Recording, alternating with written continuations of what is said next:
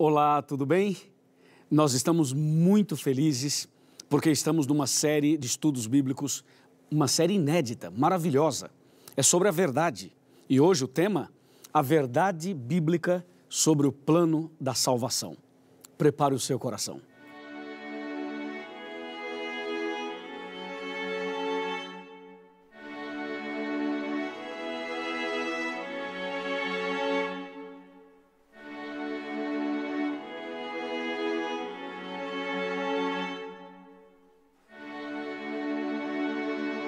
Não existe nada mais injusto e, ao mesmo tempo, que traga mais alívio do que alguém assumir a culpa de algo que nós somos os verdadeiros culpados. Diante de uma situação como essa, aquele que foi poupado do castigo só tem uma saída correta: ser agradecido ao seu Salvador.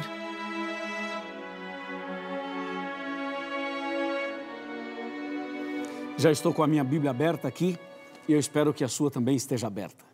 E o primeiro texto de hoje está em João 3, verso 16, que diz assim: Porque Deus amou ao mundo de tal maneira que deu o seu Filho unigênito, para que todo o que nele crê não pereça, mas tenha a vida eterna. Que texto doce, não é? Que texto maravilhoso. Ele fala do amor de Deus e da salvação. Agora, para você entender melhor esse verso que eu acabei de ler, é importante saber por que a Bíblia fala em plano de salvação. Você sabe que só existe salvação porque existe a perdição. Ou seja, uma pessoa só poderá ser salva se estiver perdida.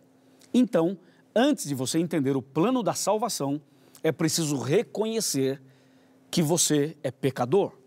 Veja o que diz a palavra de Deus no livro de Romanos. Eu quero ler com você Romanos, capítulo 3, versículo 23. Olha que texto importantíssimo. Diz assim: porque todos pecaram e carecem da glória de Deus. Olha agora Romanos 5, verso 12. Diz assim: porque assim como por um só homem entrou o pecado no mundo e pelo pecado a morte, assim também a morte passou a todos os homens, porque todos pecaram. Veja que a Bíblia é clara ao dizer que todos nós somos pecadores. E quando a Bíblia fala que todos pecaram, aí nós temos que analisar um outro texto de Romanos 6, 23, que diz assim: o salário do pecado é a morte, mas o dom gratuito de Deus é a vida eterna em Cristo Jesus, nosso Senhor. Mas a primeira parte do verso de Romanos 6, 23 é que o salário do pecado é a morte. Mas que tipo de morte? Qual é a morte que é o salário do pecado? Bem, se você analisar Apocalipse capítulo 21, versículo 8, vai ver que a morte que a Bíblia se refere é a morte eterna. A morte eterna aparece na Bíblia como sendo o salário do pecado. Em outras palavras, como você e eu somos pecadores, nós estávamos condenados à morte eterna, que é o que está em Apocalipse 21, 8, com fogo e enxofre. Agora, eu pergunto, você considera-se um pecador? Você realmente reconhece que você é um pecador, uma pecadora? Eu reconheço, eu sou pecador. E todo ser humano é pecador. Agora veja, qual é o seu salário? Qual é a sua recompensa como pecador? É a morte. E estou falando de morte eterna. Agora vem a pergunta, você quer morrer eternamente? Pergunta para mim se eu quero morrer eternamente. E a resposta é não. A sua também é não. Ninguém quer morrer eternamente. Ninguém quer morrer de maneira nenhuma.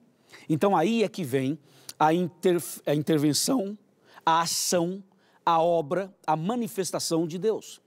Então Deus entra em ação para salvar você, para resgatar você da morte eterna. E só havia uma maneira de salvar o ser humano da morte eterna. A única maneira era Deus tornar-se homem e morrer em nosso lugar. Por quê? Porque o pecado nos trouxe uma dívida. E essa dívida era impagável, nenhuma pessoa poderia pagar essa dívida. A morte de um anjo não pagaria, a morte de todos os anjos também não, a morte de uma outra pessoa também não. Somente havia uma maneira de pagar essa dívida, só uma maneira de resolver o seu e o meu problema. Só havia um jeito de salvar você e eu da morte eterna. E esse único jeito era através da morte de Cristo Jesus. E é por isso que o profeta Isaías, no capítulo 7 e no versículo 14 do seu livro, ele faz uma profecia. E essa profecia anuncia a primeira vinda de Jesus. É o que diz a Bíblia assim, eu vou ler. Isaías, capítulo 7, versículo 14. Portanto, o Senhor mesmo vos dará um sinal. Eis que a virgem conceberá e dará à luz um filho, e lhe chamará Emanuel. Veja que a profecia 700 anos antes do nascimento de Jesus já avisava. Jesus vai nascer através de uma virgem. E Jesus então deixou o céu e veio aqui. Olha que espetacular. Veio aqui, nasceu e tornou-se um de nós. Deus conosco. E aqui Jesus passou pelo que eu passo e pelo que você passa. Ele sentiu o que a gente sente. Ele viveu o drama da humanidade. E ele pôde vivenciar na prática aquilo que a gente vive e vivencia todos os dias. E ele veio com um propósito, hein?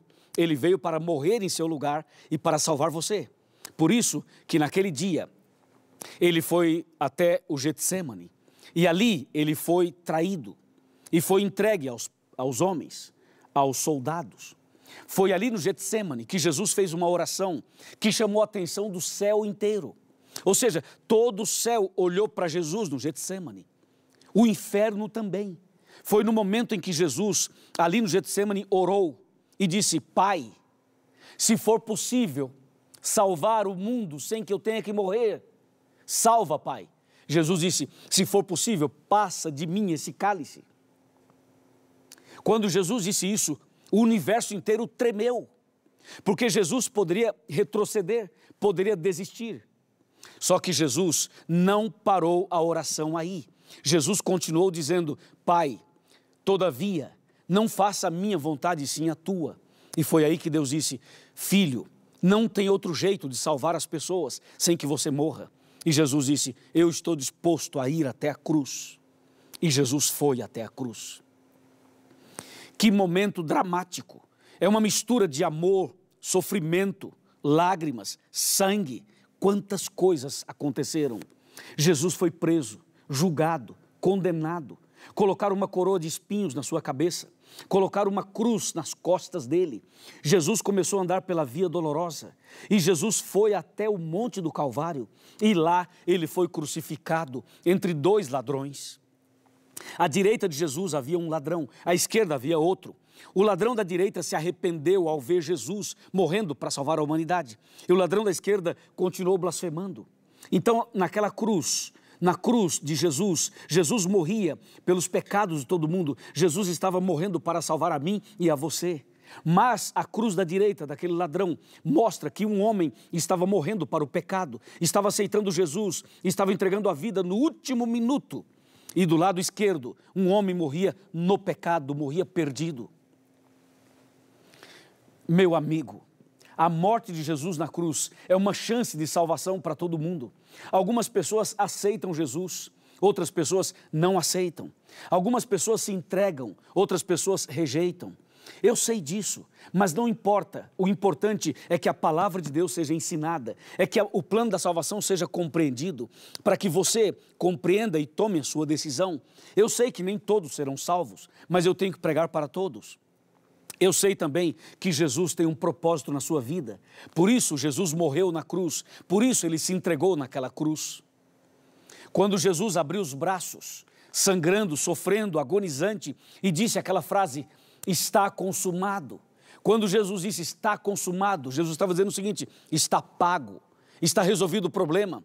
O ser humano pode voltar para o céu, o ser humano pode ter a vida eterna, o ser humano pode ser salvo. Jesus pagou a dívida, Jesus resolveu o problema, Jesus abriu as portas do cativeiro, Jesus então pagou aquilo que se exigia que fosse pago. Ou seja, na verdade, Jesus na cruz nos deu o direito de ter a vida eterna. Não é lindo isso? Não é maravilhoso tudo isso? Com certeza é maravilhoso. Jesus amou você de tal maneira, como eu li no primeiro texto de hoje, Jesus amou você e a mim de tal maneira que se entregou na cruz. Ou seja, esse foi um amor que não tem explicação. Eu posso ficar aqui o dia inteiro falando, eu não consigo explicar, eu só sei dizer uma coisa, como diz Isaías 53, versos 3, 4, 5, 6 e 7, sabe o que diz lá? Diz assim, resumindo, Jesus diz que ele foi conduzido, levado como um cordeiro para o matadouro. Jesus foi crucificado, sacrificado, como se fazia com os cordeirinhos. E a Bíblia diz, ele não abriu a sua boca, porque ele sabia que esta era a única maneira, a única forma de salvar a humanidade. Você não sente no coração algo diferente? Você não sente o desejo de agradecer a Jesus por tudo que ele fez?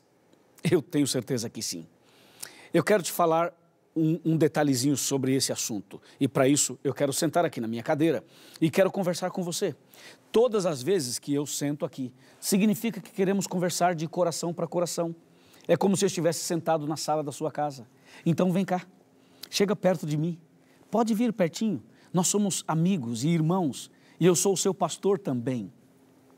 Meu amigo e minha amiga, eu imagino que você está passando por lutas. Eu imagino que sua família está passando por momentos difíceis, mas eu quero que você saiba, a grande notícia, na cruz, Jesus pagou sua dívida. Hoje, entre você e Deus, não tem mais barreiras, não tem mais nenhum obstáculo. Hoje a porta foi aberta, o cativeiro foi aberto. Você pode sair da escravidão, você pode sair desse sequestro, você pode sair dessa situação que te amarra, que te prende. Você pode abandonar esse vício, você pode começar uma vida nova, você pode ser livre, você pode ser uma pessoa feliz. Basta você aceitar Jesus como seu salvador pessoal. E não espere você ser uma pessoa boa ou perfeita, porque você não pode ser perfeito por você mesmo. Não espere que os seus problemas sejam todos resolvidos. Não espere até que a sua enfermidade passe ou a sua dívida financeira se acabe. Venha a Jesus do jeito que você está.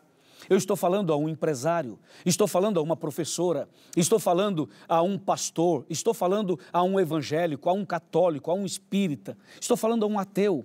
Estou falando a você, meu amigo, que trabalha como empregado, a você que é empregada doméstica, estou falando a você que talvez nunca estudou na vida, eu estou falando com você, Jesus ama você, olha aqui nos meus olhos, dá para olhar aqui nos meus olhos? Dá para olhar aqui nos meus olhos? Eu quero te falar, Jesus ama você, você é muito especial para Ele, por isso Ele morreu por você, por isso Ele se entregou por você, por isso Ele foi até a cruz por você.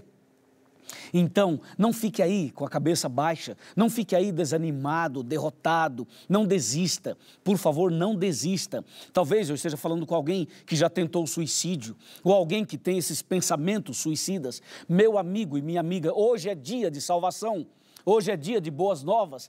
Deus amou você de tal maneira que morreu na cruz por você, e depois ressuscitou por você, e agora intercede por você, e em breve voltará para buscar você.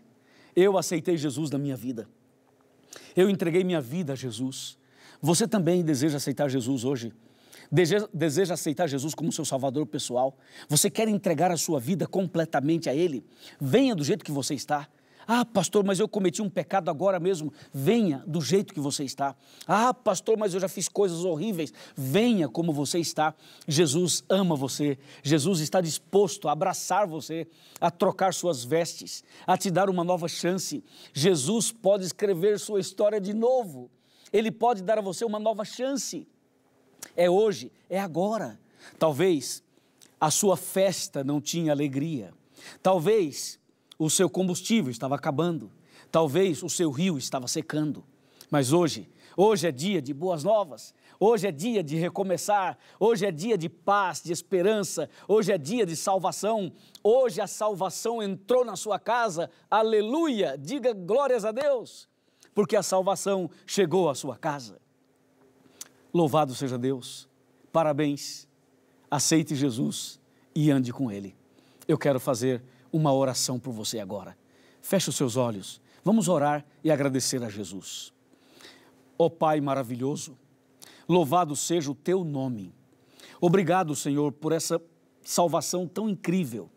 Obrigado porque Jesus morreu por nós. Nós aceitamos Jesus como Salvador pessoal e nós queremos agora dar nossa vida totalmente para o Senhor. Abençoa essa pessoa que ora comigo. Abençoa essa família inteira. Derrama a tua graça sobre essa pessoa. E que quando Jesus voltar, ela, ele e todos nós sejamos salvos. Em nome do nosso querido e maravilhoso Cristo Jesus. Amém.